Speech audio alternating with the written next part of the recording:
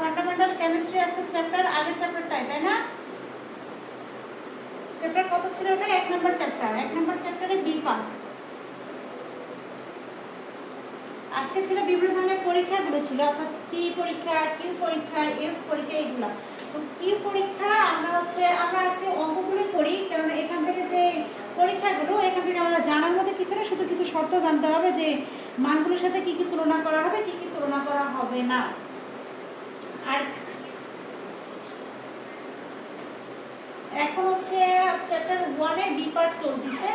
গত ক্লাসে আমরা থিওরিক্যাল কিছু ক্লাস নিয়েছিলাম, আর আজকের ক্লাসগুলোতে, আজকের ক্লাসটা বেশি ইম্পর্টেন্ট, এখানে অঙ্ক করাবো আর কি, ঠিক আছে? কিউ পরীক্ষার বিস্তারিত বর্ণনা আসছিল পরীক্ষা, তাই না সুমেয়া? আমরা অঙ্ক করি কিউ পরীক্ষা, আমাদের তো অঙ্কগুলো করতে হবে, কারণ এই অধ্যায় থেকে অঙ্কও আসতে পারে। আজকে ক্লাসে আমরা পরীক্ষাগুলো অঙ্ক করব, অঙ্ক করলে আমরা ওই পরীক্ষা সম্পর্কে ধারণাও পেয়ে যাব। তাহলে একটি লৌহ নমুনা, আমরা দুঃখিত যে গত ক্লাস, আগের ক্লাসগুলো ভিডিওগুলো আমরা সংরক্ষণ করতে পারিনি, বিভিন্ন কারণে ক্লাসগুলো ডিলেট হয়ে গেছে, আবার কখনো রেকর্ডিং হয়নি। কারণ আমরা আন্তরিকভাবে দুঃখিত। যদি কোর্স শেষে আমাদের হাতে সময় থাকে, তাহলে আমরা যে চ্যাপ্টারগুলো, যে টপিকগুলো ভিডিও হয়নি, নষ্ট হয়ে গেছে, সেই ভিডিওগুলো আমরা করে আবার অ্যাডজাস্ট করে আপনাদের দিয়ে দিতে পারবো, তবে একটু সময় লাগবে আর কি, ঠিক আছে? কোর্স শেষে দিয়ে দিব।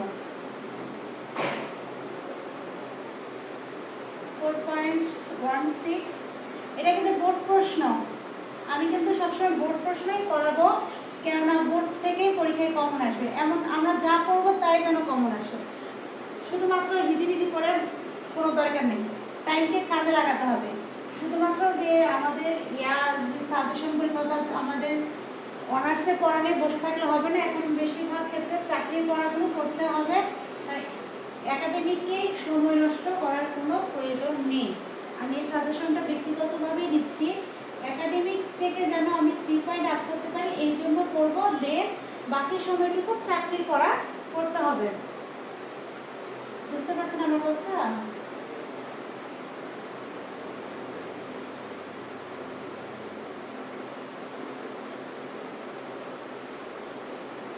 এর মান 0.828 হলে এসব উপাত্তের বর্জনীয় মান আছে কিনা, হলে এসব উপাত্তের বর্জনীয় মান আছে কি না। তাহলে এখানে কি সূত্র পড়বে?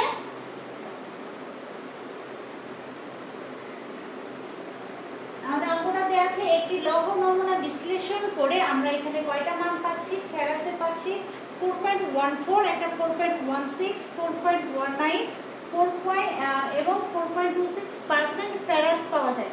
লোহাকে যদি আমরা বিশ্লেষণ করি, তো এখান থেকে আমরা মোটামুটি 1, 2, 3, 4% ফেরাস পাবো, যার মান আমাদের একটা ফ্লো চার্ট রয়েছে, পাঠ্য বইয়ে দেখবেন যে এখানে কিউ একটা ফ্লো চার্ট রয়েছে, সেই কিউ চার্টের মান দেওয়া আছে 0.828। যদি মানটা দেওয়া থাকে তাহলে তো কোনো প্রয়োজন নেই, যদি দেওয়া না থাকে তাহলে ওই চার্ট থেকে মুখস্থ করে নিতে হবে। তো যেহেতু এখানে মান দেওয়া আছে, তো ঝামেলার কোনো কারণ নেই, এখানে ফ্লো চার্টের মান দেওয়া আছে, আর ক্যালকুলেশন করে কিউ টেস্টে আরেকটা যে মান বের হবে, সেই দুইটা মান আমরা তুলনা করব। যদি গ্রেটার দেন আর লেস দেন সম্পর্ক আসে, তখন সেখান থেকে আমরা এখন বুঝতে পারবো যে উপাত্তের বর্জনীয় মান আছে কি না। তাহলে এখানে আমাদের সূত্র পড়বে কিউ টেস্টের সূত্র। তো কিউ টেস্টের সূত্রটা আমরা জানি A/W, এটা হচ্ছে কিউ টেস্টের সূত্র। এখানে এ এর মান কোনটা আর কিউ এর মান কোনটা আমাদের বের করতে হবে। তো এখানে 4.26 মানটি হচ্ছে সন্দেহজনক। তো লাস্টে যে মানটা থাকবে, আমাদের যে লোহাকে ভাঙার ফলে, মনে করে যে এটা একটা লোহা, এই লোহাটাকে আমরা ভাঙলাম, ভাঙার পরে এখানে ফেরাস পেয়েছি আমরা 5টা, 1টা 2টা 3টা 4টা 5টা। তো প্রথমগুলো মোটামুটি আমরা পেয়ে যাবো, কিন্তু লাস্টেরটাকে আমরা কি করবো? সন্দেহজনক মনে করবো, যে 4.626 আসবে নাকি 2.7, এরকম একটা সন্দেহ মতো আসবে, অর্থাৎ শেষের মানটা হবে সন্দেহজনক। তাহলে এখানে শেষের মানটা করতো 4.26। 4.26, তাহলে এখানে সন্দেহজনক মান হচ্ছে 4.26। আর এখানে তাহলে এ মান হচ্ছে সন্দেহজনক মান, আর এর আগের মানে বিয়োগফলই হচ্ছে এ। তাহলে আমরা এখন এর মানটা বের করে নেই, এর পাশে নেই। এ ইকুয়াল সন্দেহজনক মান এবং তার নিকটবর্তী মানের পার্থক্য। এখানে সন্দেহজনক মান হচ্ছে 4.26 আর নিকটতম মান হচ্ছে 4.19। এখানে ডাব্লিউ হচ্ছে, ডাব্লিউ এর মান দেওয়া আছে 0. না, এখানে ডাব্লিউ মান 4.26 থেকে বিয়োগ করতে হবে 4.4, প্রথমটা মান সমান বিস্তৃত। তাহলে 4.26 মাইনাস 4.14, এটা হচ্ছে ডাব্লিউ এর মান। তাহলে আমাদের বের করতে হবে এখন কিউ টেস্ট। হ্যাঁ,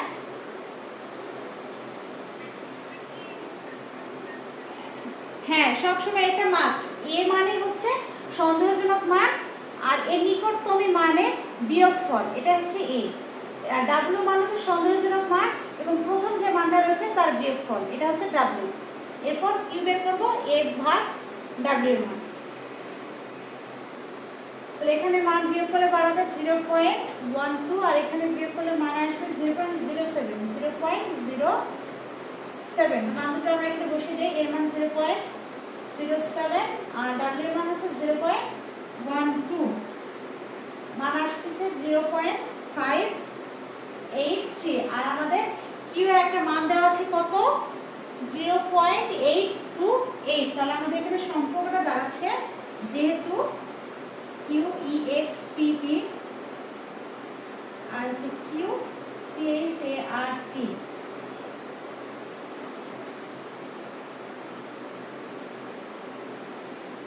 এটা হচ্ছে আমাদের চার্টের মান। কিউ চার্টের মান হচ্ছে 0.828 আর আমরা মান যেটা পেলাম সেই মানটা হচ্ছে 0.583। তাহলে এখানে কিউ চার্টের থেকে এই মানটা ছোট, তাই এখানে লেস দেন চিহ্ন ব্যবহার করা হবে। যদি এখানে মানটা বড় হতো তাহলে এখানে ব্যবহার হতো চিহ্ন গ্রেটার দেন। তাহলে এখানে আমাদের সন্দেহজনক মানটি বর্জনা করা যাবে না, কেননা এখানে উৎপাদনের কোনো, কেননা এখানে যেহেতু লেস দেন চিহ্ন এসেছে সেহেতু আমরা বলতে পারবো যে উপাত্তে বর্জনীয় মান নেই। উপাত্তে কোনো বর্জনীয় মান নেই। যদি গ্রেটার দেন থাকতো তাহলে উপাত্তে বর্জনীয় মান থাকতো। আরেকবার বুঝে দিতে হবে। হ্যালো সুমাইয়া জান্নাতুন, আমার কথা আপনারা শুনতে পাচ্ছেন?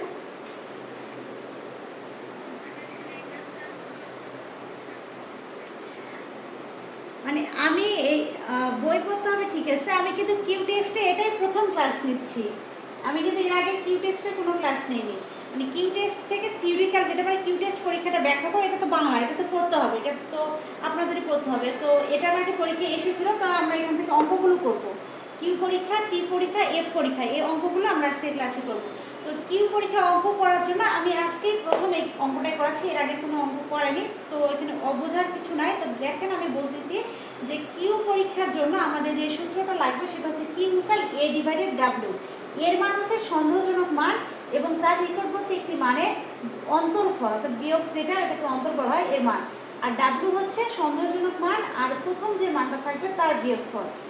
এরপর এ ডিভাইডেড ডাব্লিউ এর মান বের করলে যে মানটা বের হবে, এই মানের সঙ্গে আমাদের যে কিউ চার্টের যে মানটা যদি দেওয়া থাকে তাহলে তার সঙ্গে তুলনা করবো। যদি দেওয়া না থাকে তাহলে আমরা দেখবো এখানে আমাদের কি পাওয়া আছে, ফেরাস। তাহলে ফেরাসের কিউ চার্টের মান আমরা পাঠ্য বইয়ে কত দেওয়া আছে।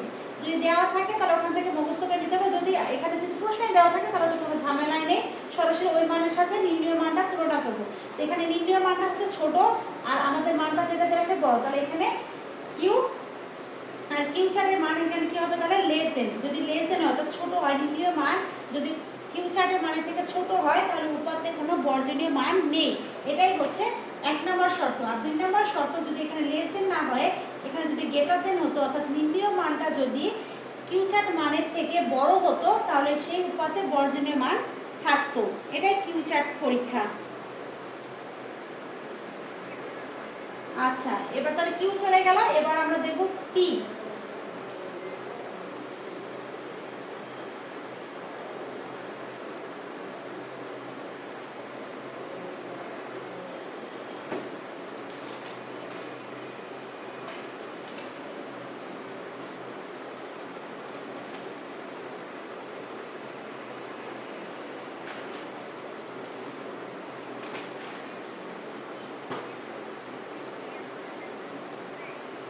না, এরকমই অঙ্ক আসবে, ঘুরিয়ে কোনো অঙ্ক আসবে না। ঘুরিয়ে আসলে কি, ওই গেটার দেন লেস দেন ওইটাই শর্ত, দুইটাই শর্ত। কিউ টেস্টের একটা গেটার দেনের শর্ত, একটা লেস দেনের শর্ত, এছাড়া বাকি কোনো শর্ত নেই। হয়তো মানগুলো চেঞ্জ করে দিতে পারে, আবার লোহা ভাঙলে তো ফেরাস পাবো, আবার যদি সোনা ভাঙে তাহলে সোনা ভাঙলে আমরা কি পাবো, গোল্ড পাবো। তাহলে এখন আমরা গোল্ডের ফ্লো চার্টে ওখানে কিউ টেস্টের মান কত দেওয়া আছে, যদি দেওয়া থাকে তো ভালো, আর যদি না দেওয়া থাকে তাহলে পাঠ্যবই যে চার্টটা আছে সেই চার্ট থেকে সংগ্রহ করতে হবে, তাই না? আমরা এখন করব হচ্ছে টি টেস্ট পরীক্ষা। আমরা আবার এটার ক্ষেত্রে সরাসরি আমরা অঙ্ক করি, তাহলে আমাদের বুঝতে বেশি সুবিধা হবে। এক্সাম্পল দেখাচ্ছি একটা, আর্সেনিক নমুনা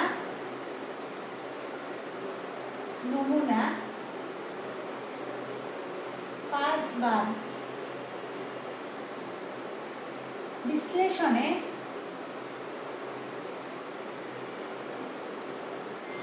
বিশ্লেষণে গড় মান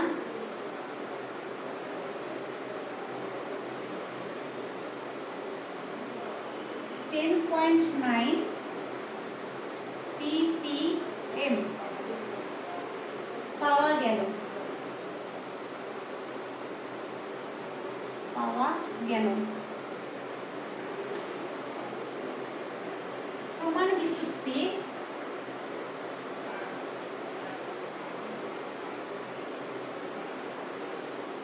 প্রমাণ বিচ্যুতি মান প্লাস মাইনাস 0.7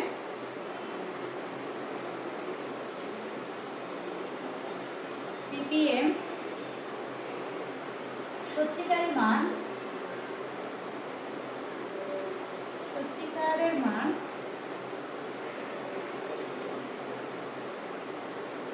11.9 ppm, 95% আস্থান্তরে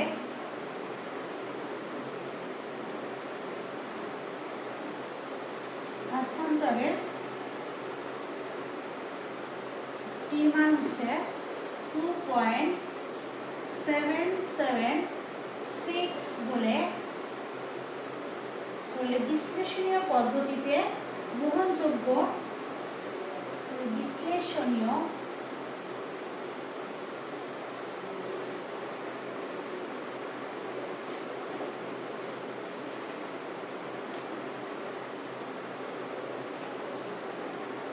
পদ্ধতি গ্রহণযোগ্য কিনা ব্যাখ্যা করো বা বের করো গ্রহণযোগ্য কিনা।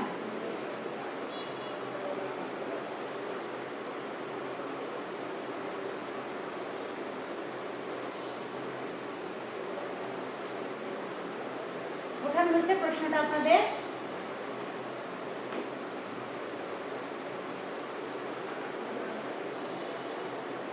তো আমরা জানি plus minus t equal x bar minus mu root over n divided s. এখন দেখি আমাদের এদিকে কি কি মান দেওয়া আছে। এখানে এক্স বারে মান দেওয়া আছে, তো গড় মান দেওয়া আছে হচ্ছে 10.9 ppm। এরপরে মান দেওয়া আছে প্রমাণ বিচ্যুতি মান আছে প্লাস মাইনাস 0.7। প্রমাণ বিচ্যুতিকে প্রকাশ করা হয় এস দ্বারা, এস প্লাস মাইনাস 0.7 ppm। এরপরে কিসের মান দেওয়া আছে, এরপরে মান দেওয়া আছে হচ্ছে ডাটার সংখ্যা। এখানে নমুনা 5 বার, তাহলে ডাটার সংখ্যাকে বড় হাতে n দ্বারা প্রকাশ করা হয়, তাহলে n এর মান হচ্ছে 5। এরপর দেওয়া আছে হচ্ছে সত্যিকার মান, মানে এটা সত্যিকারের মানকে প্রকাশ করা হয় মিউ দ্বারা। এর মান হচ্ছে 11.950 n। তাহলে এখন মানগুলো আমরা এখানে শুধু বসিয়ে দিব। x বার মানে হচ্ছে গড় মান হচ্ছে 10.9 মাইনাস মিউ মানে হচ্ছে সত্যিকার মান হচ্ছে 11.9 আর হচ্ছে n হচ্ছে ডাটা সংখ্যার মান হচ্ছে 5, উপরে আছে একটা রুট। এরপর হচ্ছে s এর মান হচ্ছে প্রমাণ বিচ্যুতির মান দেওয়া আছে প্লাস মাইনাস 0.7। তাহলে ক্যালকুলেশন করলে আমাদের মান আসবে, এখানে হবে -1 ইনটু 3.194 অর্থাৎ 3.194।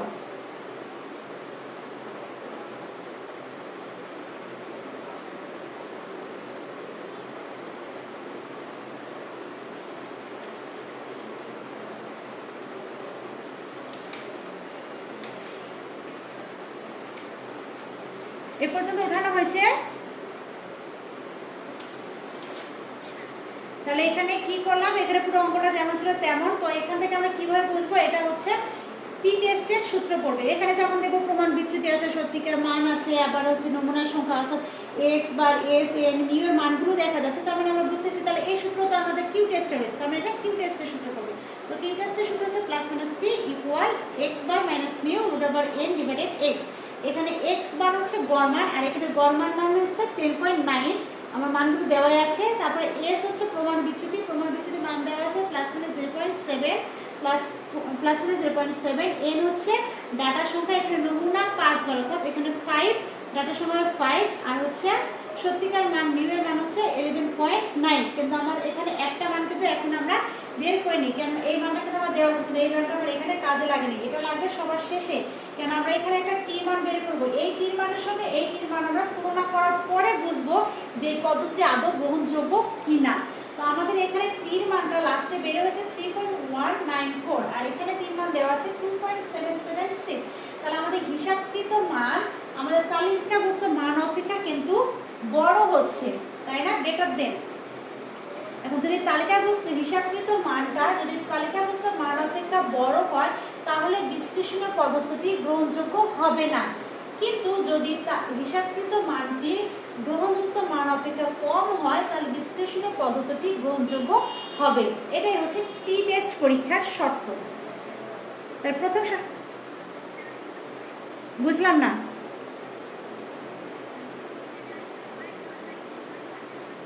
হ্যাঁ এটা কি এককের কথা বলতেছে? এটা ওটা তো টি মান, ওটা হচ্ছে টি টেস্টের মান, ওটা কোনো একক নেই। তো একক দিতে পারে যে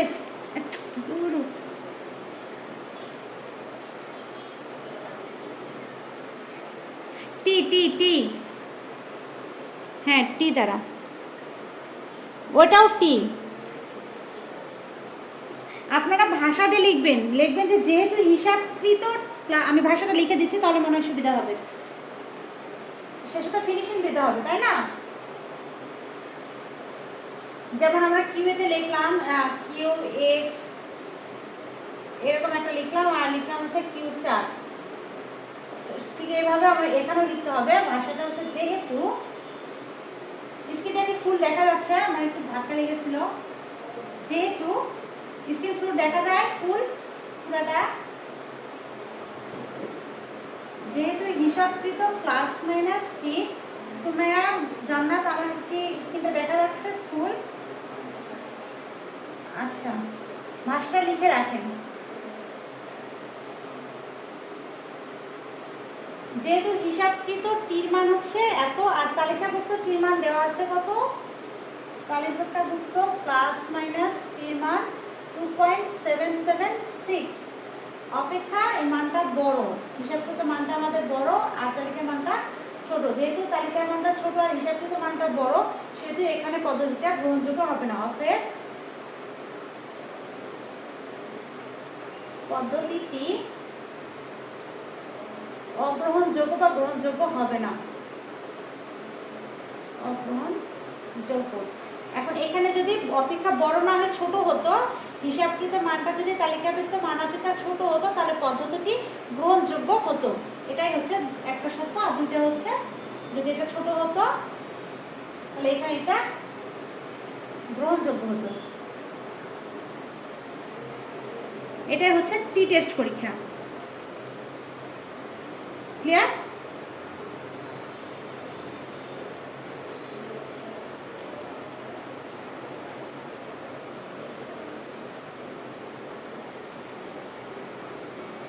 এরপর হচ্ছে এফ টেস্ট যে পরীক্ষা, ওই এফ টেস্ট পরীক্ষা থেকে কোনো প্রশ্ন বিগত সালে কোনো বোর্ডে আসেনি, তো আমরা তাহলে এফ টেস্টটা করবো না, শুধু থিওরির জন্য আপনারা এফ টেস্টটা বাংলাগুলো করে নিয়ে নেবেন। তো কিন্তু গড় বিচ্যুতি এই অংশ থেকে অঙ্ক এসেছে, তো আমরা আজকে এখন নেক্সট যে টপিক সেটা গড় বিচ্যুতি, এটা নিয়ে আলোচনা করবো। তো এই অঙ্ক একটা দেখে এক্সাম্পল, গড় মান, গড় বিচ্যুতি, প্রমাণ বিচ্যুতি।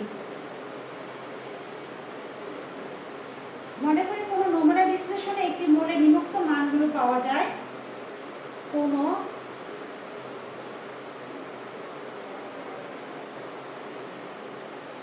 নমুনা বিশ্লেষণে একটি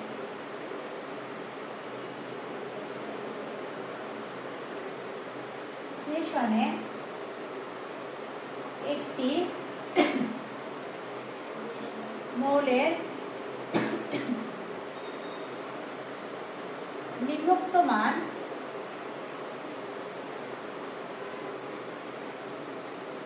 নিম্নোক্ত মান গুলো পাওয়া যায়। সে মানগুলো হচ্ছে 23.12, 23.32, 23.28,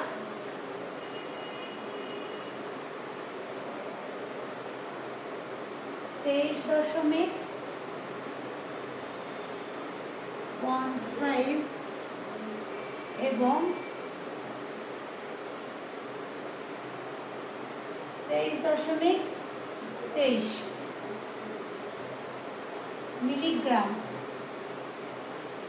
আমাদের বের করতে হবে। এই মান সবে গড় মান, গড় বিচ্যুতি এবং প্রমাণ বিচ্যুতি বের করতে হবে। তো আমি গড় মান আর গড় বিচ্যুতিটা বের করে দেখাবো, প্রমাণ বিচ্যুতিটা বের করতে হবে আপনাদের, এটা আমি হোমওয়ার্ক দেব। তো গড় মান কিভাবে আমরা বের করি? গড় মানকে প্রকাশ করা হয় বার চিহ্ন দ্বারা, এক্স বার, এটা দ্বারা গড় মানকে প্রকাশ করা হয়। যেটা টি টেস্টে একটু আগে আমরা দেখলাম, গড় মানকে এক্স বার দ্বারা প্রকাশ করা হয়। এই চিহ্নটাকে বলা হয় বার চিহ্ন। তাহলে এখানে আমাদের যে মানগুলো আছে সেই মানগুলোর সমষ্টি আর ওই মানের ডাটা সংখ্যা। এখন আমরা দেখি এখানে কয়টা মান আছে, দেখেন 1টা 2টা 3টা 4টা 5টা, তাহলে এখানে ডাটা সংখ্যা কত হবে? 5। আর উপরে মানগুলোর সমষ্টি, সমষ্টি মানে হচ্ছে যোগফল। তো সবগুলো মান আমরা উপরে লিখি, 3.23.12, 23.32, 23.28, 23.15। ক্যালকুলেশন করলে উপরে হবে 116.1, নিচে হবে 5, অর্থাৎ এক্স বারের মান হবে 23.22। এটা হচ্ছে এক্স বারের মান। তাহলে এক্স বার আমরা অর্থাৎ গড় মান কীভাবে বের করব? যে মানগুলো দেওয়া থাকবে সেই মানগুলোর সমষ্টি আর যতগুলো মান দেওয়া থাকবে তার সংখ্যা দিয়ে ভাগ করলে আমরা পেয়ে যাব গড় মান। এখানে মান ছিল 5টি, তাই এখানে 5টি সংখ্যার সমষ্টি আর 5টা সংখ্যা অর্থাৎ ডাটা সংখ্যা এখানে 5, তাই নিচে এসেছে 5। এরপর বের করতে বলেছে গড় মান আর হচ্ছে গড় বিচ্যুতি। এরপর আমরা বের করবো গড় বিচ্যুতি। গড় বিচ্যুতি বের কর, হ্যাঁ কিছু বলবে, summation x i x bar divided n. এখন এই মানগুলো আমরা কিভাবে বের করবো? Summation x I minus x bar. তাহলে এই যে প্রত্যেকটা মানের সঙ্গে এক্স বারের মানগুলো বিয়োগ করে দিলে তো আমরা গড় বিচ্যুতি মানটা পেয়ে যাবো। কিভাবে পেয়ে যাচ্ছে বুঝলাম না। গড় বিচ্যুতিতে কোনো কিছুতেই প্রকাশ করা নেই, বইয়ে শুধু গড় মানের মান প্রকাশ করা দেওয়া আছে এক্স বার, আর প্রমাণ বিচ্যুতিকে প্রকাশ করা হয় এস দ্বারা। গড় বিচ্যুতি কিছুতেই প্রকাশ করা নেই, কারণ এটা হচ্ছে গড় মানের সমষ্টিতেই বোঝানো যায়। যে এখানে সামেশন দেওয়া আছে, মানে পুরো মানগুলো নিয়ে ক্যালকুলেশন করলে গড় বিচ্যুতি পাওয়া যাবে। তো আমাদের তাহলে এখানে গড় বিচ্যুতির সূত্রটা হচ্ছে summation x I minus x bar divided N. এর মানে হচ্ছে উপরে যতগুলো সংখ্যা থাকবে তার সংখ্যা, তো ডাটার সংখ্যা। তাহলে এখানে কয়টা সংখ্যা? 1টা 2টা 3টা 4টা 5টা, তাহলে এখানে হবে 5। এখন উপরে আছে কি x I minus x bar, তাহলে এই মানগুলো হচ্ছে x i x i x i x I মান। তাহলে এক্স আই মানের সঙ্গে এক্স বার, তাহলে এই মানটা বিয়োগ করতে হবে। তাহলে প্রথমটা কি আছে 23.12 মাইনাস এক্স বার, 23.22 প্লাস এরপরে মানটার সঙ্গে আবার এটা বিয়োগ 23.32 মাইনাস 23.22। এভাবে কন্টিনিউ আমি ডট দিয়ে দিলাম, আপনারা লিখে নেবেন, মানে কন্টিনিউ একইভাবে চলে যাবে। প্রতিটা মান মাইনাস, এই মান মাইনাস, এই মানের সঙ্গে এই মান মাইনাস, এই মানের সাথে এই মান মাইনাস, নিচে হচ্ছে 5। তাহলে ক্যালকুলেশন করলে এখানে মান আসতেছে 0.10 plus 0.10 minus 0.06 0.06 minus 0.07 minus 0.07 plus 0.01 আর নিচে থাকতেছে হচ্ছে 5। তাহলে উপরে হবে 0.02 আর নিচে হবে 5। ক্যালকুলেশন করে মান আসবে 0.004। এটা হচ্ছে গড় বিচ্যুতি। ওঠানো হয়েছে?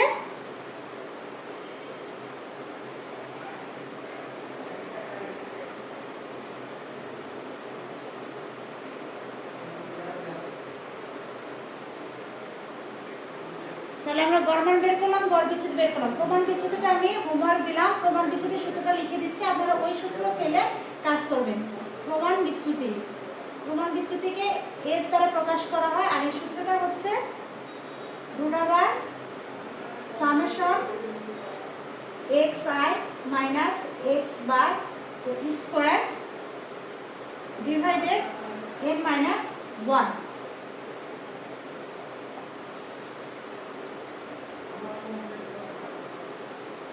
ঠিক আছে?